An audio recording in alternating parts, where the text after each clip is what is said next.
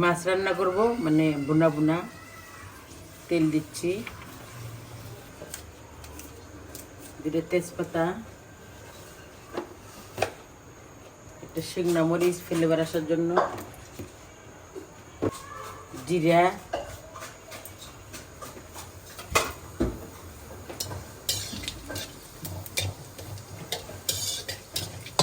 পেঁয়াজ, বিসমিল্লাহ।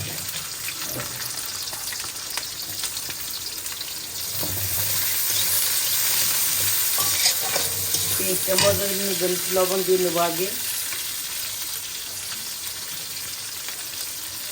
লবণ একটু লাগবে।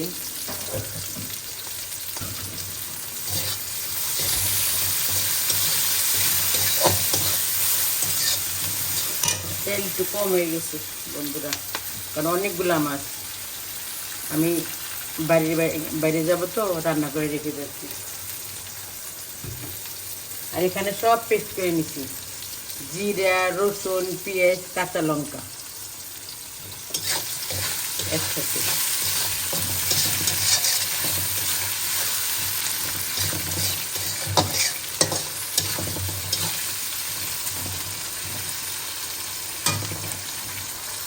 বাদামি কালার হয়েছে, এখানে আমার সব পেস্ট করা। বিসমিল্লাহ।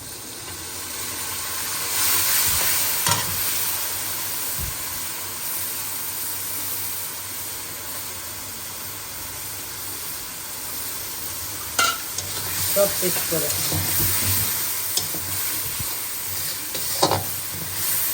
এখানে আমি একটু হলুদ পাউডার দেব পরিমাণ মতো।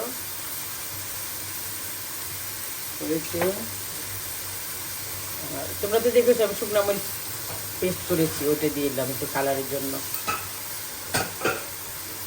আর বাটা মশলার তরকারি টেস্টই আলাদা বন্ধুরা।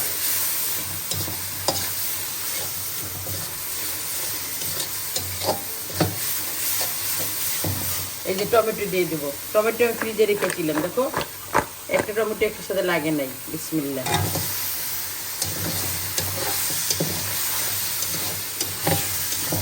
এটা কষানো হয়ে যাবে, তেল ছাড়বে, তখন মাছ দিয়ে দেবো। এই যে মশলা কষানো শেষ, টমেটো দিয়ে এখানে যে মাছ দিয়ে দেবো। বিসমিল্লাহ। কাতলা মাছ দেখো বন্ধুরা কত বড় বড় পিস একটা।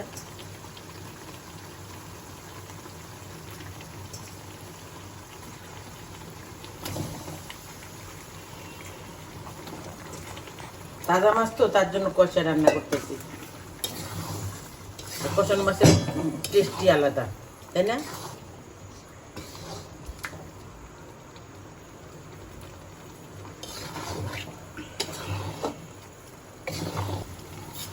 দেখো কষানো হয়ে গেছে, আমি ঝোল দিয়ে দিচ্ছি।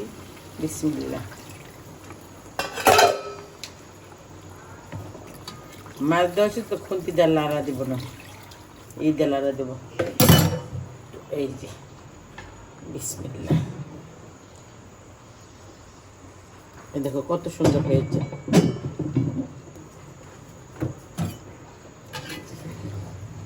হালকা হালকা একটু এরম লাগতে হবে খুন্তি দিয়ে। 10 মিনিট পরে চুলা বন্ধ করে দেব। এই দেখো আমার তরকারির ফাইনাল লুক। না তোমরা তো জানো, আমি বলছি ভিডিওতে বলছিলাম যে আমি বেড়াইতে যাব, তার জন্য তরকারি রান্না করতেছি। এগুলো এখন বাটিতে বাড়বো। এই আর কি, ভিডিওটা দেখতে থাকো। দেখো আমি যে মাছ রান্না করছি বক্সে ভরেছি। এই যে বাচ্চাদের জন্য যখন যেটা মনে চাবে তখন এটা বের করে খাবে। এখন আমি আরেকটা তরকারি রান্না করব, চিকেন। এই আর কি। ভিডিওটা ভালো লাগলে লাইক করবে, কমেন্ট করবে, শেয়ার করবে, সাবস্ক্রাইব করবে। টাটা, ভালো থাকবে, আল্লাহ হাফেজ।